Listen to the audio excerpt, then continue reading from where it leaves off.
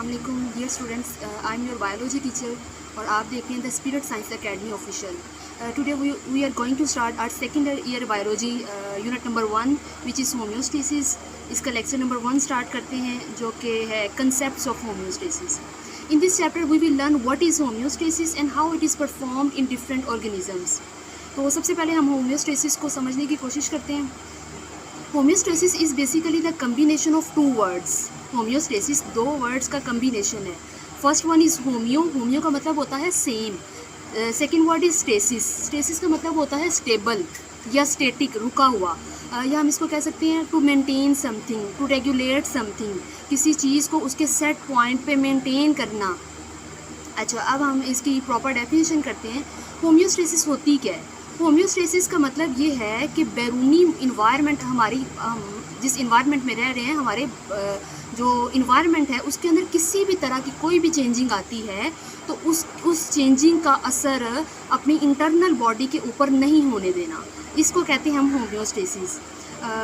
So define it properly, the maintenance of internal environment from harmful fluctuations of external environment. बैरूनी माहौल में होने वाली तब्दीलियों के नुकसानदेह असरात से अंदरूनी जो माहौल है उसको बचाने का नाम होम्योस्टेसिस है।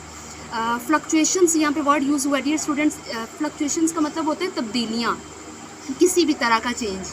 अच्छा, अब हम थोड़ा सा समझने की कोशिश करते हैं कि इंटरनल इन्वायरमेंट क्या होता है और एक्सटर्नल इन्वायरमेंट क्या होता है। लेट्स सपोज ये एक सेल है, इस वॉल, ये जो बाउंड्री बनी हुई है, इस बाउंड्री के इनसाइड जितनी भी चीज़ें हैं वो सारी की सारी आती हैं इंटरनल इन्वायरमेंट में। और and outside all things outside this boundary will be considered as external environment. इस बाउंड्री से बाहर तमाम चीज़ें एक्सटर्नल इन्वायरमेंट में आ जाती हैं। किसी भी तरह की तब्दीली से ये इंटरनल इन्वायरमेंट वेरी कर सकता है। इंटरनल इन्वायरमेंट को वेरी होने से बचाने के लिए जो भी स्टेप्स परफॉर्म किए जाएंगे वो आएंगे होम्योस्टेसिस में। हमारी बॉडी के अंदर हर चीज़ का एक सेट पॉइंट होता है और मिसाल के तौर पे हमारी बॉडी के अंदर वाटर का एक स्पेसिफिक लेवल होता है, तो उसको उस लेवल तक मेंटेन करना है हमने। टेम्परेचर है हमारी बॉडी का, तो बॉडी का टेम्परेचर, हमारी बॉडी का सेट पॉइंट जो है टेम्परेचर का वो 37 डिग्री सेल्सियस है और उसको हम उसी पे मेंटेन करते हैं, ये भी होम्योस्टेसिस है। तो ये सारी चीज़ें मतलब सेट पॉइंट पे किसी भी चीज़ को अपनी बॉडी की मेंटेन करने का नाम होम्योस्टेसिस है। नेक्स्ट हम बात करेंगे कि मैकेनिज़्म क्या होता है होम्योस्टेसिस का, ये परफॉर्म कैसे की जाती है। Mechanism of homeostasis consist of 3 procedures. Mechanism जो है होम्योस्टेसिस का वो 3 तरह का होता है। First one is osmo regulation. अच्छा, ऑस्मो रेगुलेशन भी 2 वर्ड्स का कम्बिनेशन है। सबसे पहले हम बात करेंगे वर्ड ऑस्मो की। ऑस्मो से मुराद है water and solute level. Regulate का मतलब फिर वही जो हमने पीछे पढ़ा, मेंटेन करना। बॉडी के अंदर वाटर और सोल्यूट लेवल की को मेंटेन करने का नाम ऑस्मो रेगुलेशन है। And second is excretion. अच्छा, मैकेनिज़्म जो सेकेंड वाला इसका वो है एक्सक्रीशन। हम फूड खाते हैं, फूड का कुछ पार्ट डाइजेस्ट हो जाता है और कुछ अनडाइजेस्टेड रहता है। अब ये जो अनडाइजेस्टेड मटेरियल है ना, अगर ये बॉडी के अंदर स्टे करेगा तो ये हमारी बॉडी के नॉर्मल फंक्शंस के लिए प्रॉब्लम काज कर सकता है। तो इस अनडाइजेस्टेड फूड को जिस्म से बाहर निकाला जाता है। और अनडाइजेस्टेड फूड जो होता है वो होता है नाइट्रोजिनस वेस्ट भी इसको कहा जाता है, in the form of urea. Nitrogenous waste हमारी बॉडी में यूरिया की फॉर्म में होता है। अगर ये यूरिया इसको बाहर जिस्म से बाहर नहीं निकाला जाता तो ये यूरिक एसिड में कन्वर्ट हो सकता है, और जब ये यूरिक एसिड में कन्वर्ट हो जाता है तो फिर जॉइंट्स वगैरह के अंदर जमा हो जाता है, हड्डियों के दर्द का सबब बनता है, जॉइंट्स की स्वेलिंग का सबब बनता है। तो मतलब बिल्कुल इसी तरह से है कि जैसे कचरा जो है वो हमारे घर में हम नहीं रहने देते, उसको अपने घर को साफ़ रखते हैं, बिल्कुल इसी तरह से जो अनडाइजेस्टेड फूड है, जो कि नाइट्रोजिनस वेस्ट इसको हम यहाँ पे कह रहे हैं, उसको जिस्म से बाहर निकाला जाता है और ये भी एक होम्योस्टेसिस का मैकेनिज़्म होता है। Third one is thermoregulation. Thermoregulation also consist of 2 words. Therm कहते हैं हम हीट को, रेगुलेट का मतलब है टू मेंटेन। बॉडी के टेम्परेचर को सेट पॉइंट पे मेंटेन करने का नाम थर्मो रेगुलेशन है।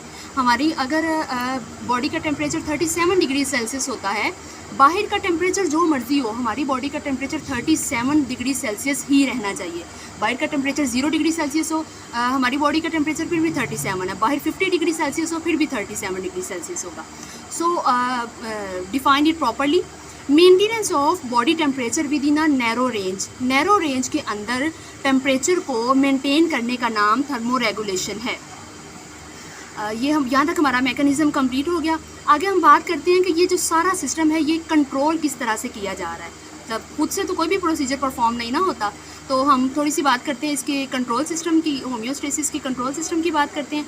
कंपोनेंट्स ऑफ कंट्रोल सिस्टम को डिस्कस करते हैं। 3 components of receptors, components of control system are 3। Control system जो कि होम्योस्टेसिस को कंट्रोल कर रहा है उसके 3 कंपोनेंट्स हैं। First one is receptor. Receptor का काम ये होता है कि बैरूनी इन्वायरमेंट में किसी भी तरह का चेंज आता है ये उसको डिटेक्ट करेगा। डिटेक्ट स्टिम्युलस, स्टिम्युलस मतलब कोई भी चेंज है। तो रिसेप्टर्स ने क्या किया, इसको हम रिसीवर भी कहते हैं। बैरूनी इन्वायरमेंट में कोई भी चेंज आता है ये उसको एक्सेप्ट करता है, उसको रिसीव करता है और उसको पहुंचा देता है कंट्रोल सिस्टम के पास, कंट्रोल सेंटर के पास उसको पहुंचा देता है कि भाई आपके लिए पैगाम आया है। रिसेप्टर का काम जस्ट इतना ही होता है, स्टिम्युलस को डिटेक्ट किया और उसको कंट्रोल सेंटर तक पहुंचा दिया। अगला काम कंट्रोल सेंटर का। कंट्रोल सेंटर उस जो पैगाम पीछे से आया उसको जो है वो समझता है और उसके मुताबिक रिस्पॉन्स क्रिएट करता है, रिस्पॉन्स बनाता है। कंट्रोल सेंटर रिस्पॉन्स बनाने के बाद भेज देता है इफ़ेक्टर्स को। इफ़ेक्टर्स उस रिस्पॉन्स को प्रोड्यूस करते हैं जिसकी वजह से हमारा जो है ये सारा प्रोसीजर जो है वो कंट्रोल किया जाता है। तो ये यहाँ तक हमारा जो है वो टॉपिक कंप्लीट हुआ। 3 इससे नेक्स्ट जो टॉपिक्स हैं हमारे इस यूनिट की वो हम नेक्स्ट वीडियोस में डिस्कस करेंगे। तो अगर आप देखना चाहते हैं वीडियोस तो हमारे चैनल को जो है वो सब्सक्राइब लाजमी करें, लाइक कमेंट शेयर करें। Thank you.